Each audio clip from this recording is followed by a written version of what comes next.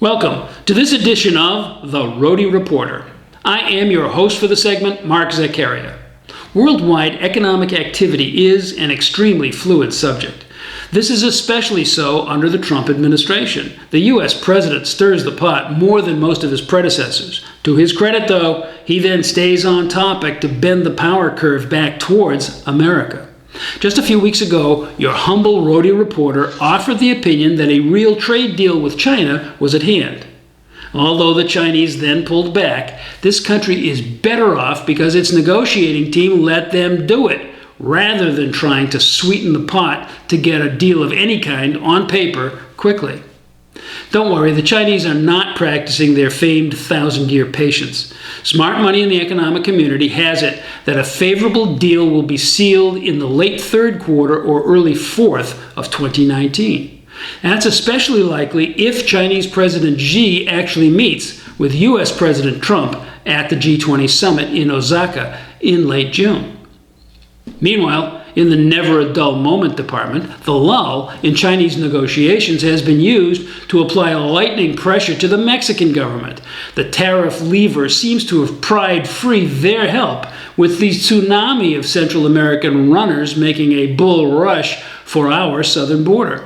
If Mexico actually lives up to the agreement, we will have substantial help in stemming that avalanche of humanity and enjoying the economic benefits which result. The break from Sino-American talks also enabled the president and his economic team to reassure the Brits that they do have other options to European Union trade sanctions if they make a crash landing of their Brexit. Even without a late 2019 China deal, if the U.S. gets a rate cut from the Fed or a transportation infrastructure bill from Congress, the American economy will keep growing at a very healthy clip. If we also get a China agreement, the sky's the limit.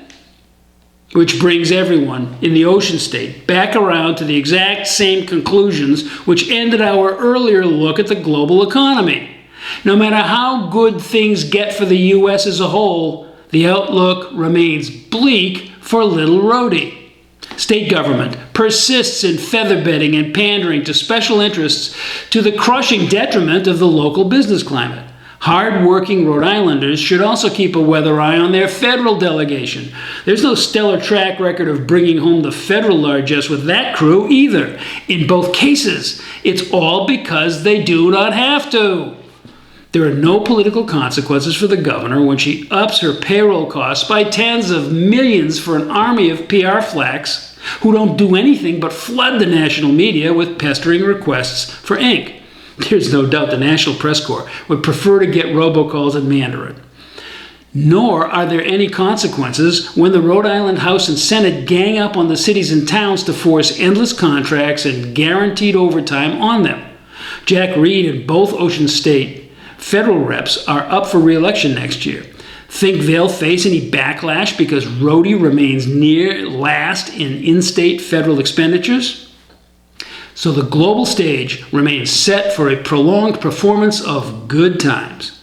But the voters of Rhode Island won't go to the polls and vote for their own self-interests. Sure, your union tells you how to vote or else. And your sainted grandmother voted for FDR, so what choice do you have?